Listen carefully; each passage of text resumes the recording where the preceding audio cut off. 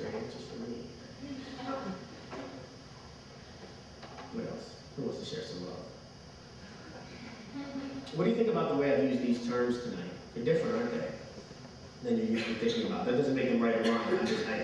You know, when you do this, when you use words purposefully, you use them for the purpose, so everybody can communicate within the same sphere. I'm not trying to change the meaning of any words in any broader sense, but as we think about them, I think that it's important to define how we're talking about or operationalize these. That was what I was trying to formulate a question related to that. Okay, that's all right. It seems to me like to have a dichotomy in the same sentence or title as the idea of intellectualism. That's very good. It seems to be a double-edged sword to me. To propose these two ideas as directly dichotomous, right. It can't be that simple. Very good deconstruction. Very nicely done, right? In other words, part of intellectualism is not forcing categorizations. How can there be a categorization implicit in the argument? Nicely done. Jacques Derrida will be so proud. The fact of the matter is that one of the things that we run into, we, meaning people that are sort of thoughtful about these, my students and me primarily, is that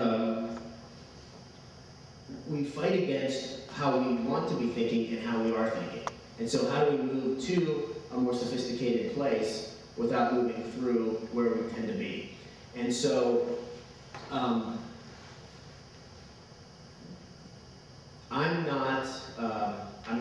would say I'm not intellectual. I think I'm someone who strives to be an intellectual. This is not, certainly not. And so I think that if I were an intellectual, if this speech was given to you by Angela Davis or somebody way smarter than me, Professor Hamas, for God's sakes, anybody smarter than me, you should just have to look down the hallway. What's that? But yeah, I'm sorry. It's pretty much any faculty member here at the subject is smarter than me. That's not the discount the present company. I think there would have been a possibility to even be more abstract and vague about these broader constructs, because that's exactly where they need to be. In other words, they're nebulous. We have to think about them in nebulous ways. For an educator, though, part of the goal is to talk about things that are hard to discuss in language that everybody understands. And it's hard to argue for new language with existing language.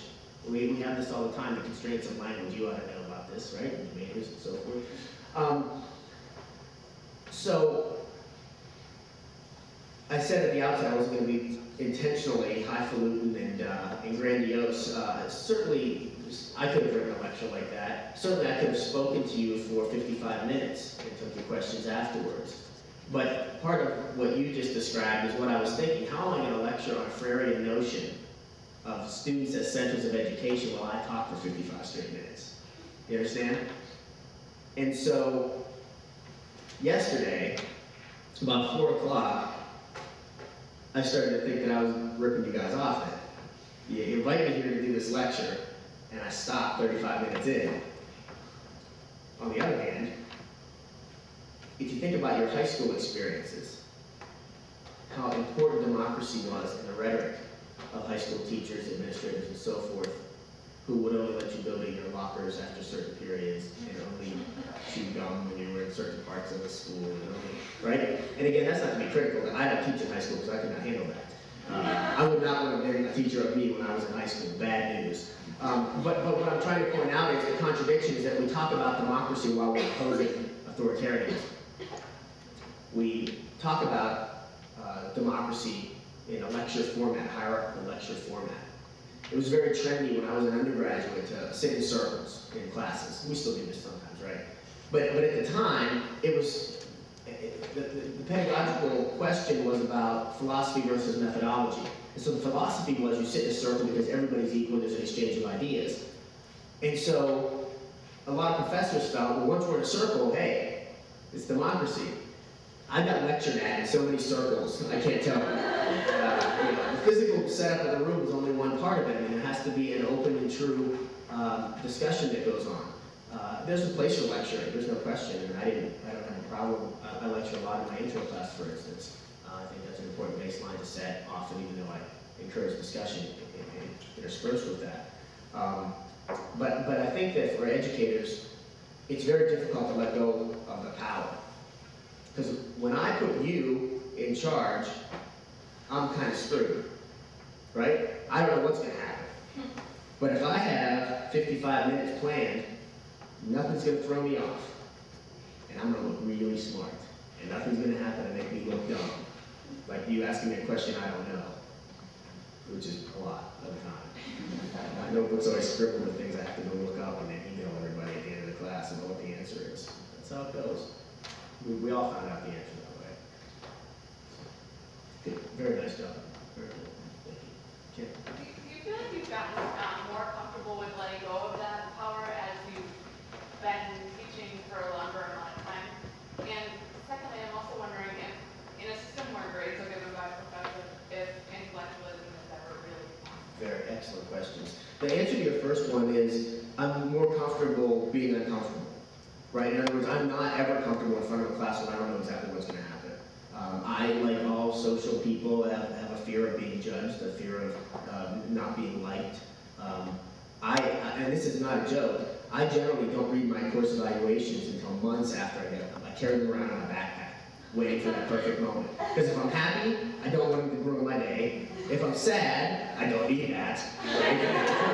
So I have to be like right in the exact, so I carry these things around for months because I'm so scared that no matter how many positive ones, that one student that says something, and I don't care if they say the class is too hard.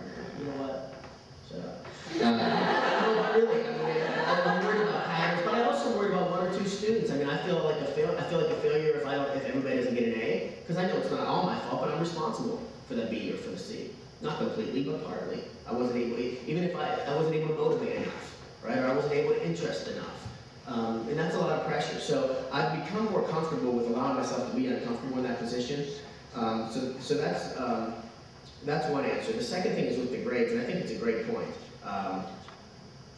I'm very sensitive to the guise of democracy as I described with the lecturing in a circle. This is one of the reasons why I don't permit my students to call me by my first name. Some might see that as sort of maintaining artificially the structure. And I understand faculty members who do like the first name basis. In fact, I always thought that I would too. But what I realized was that I think that doing that somewhat perpetuates a false sense of democracy.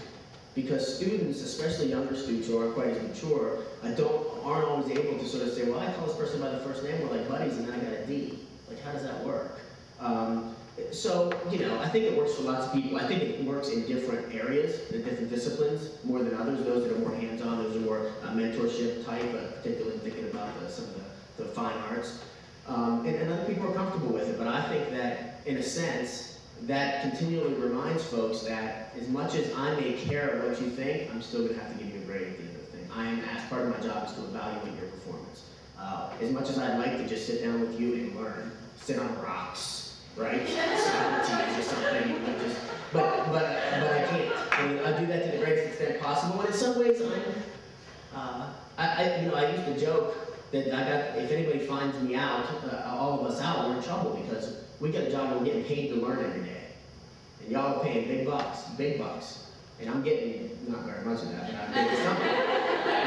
And if my method really is that we need to share information with one another and understand each other's experiences, why are you paying and I'm getting paid? You know, it's somewhat uncomfortable about that. I got PhD, you don't, so shut up. Next question.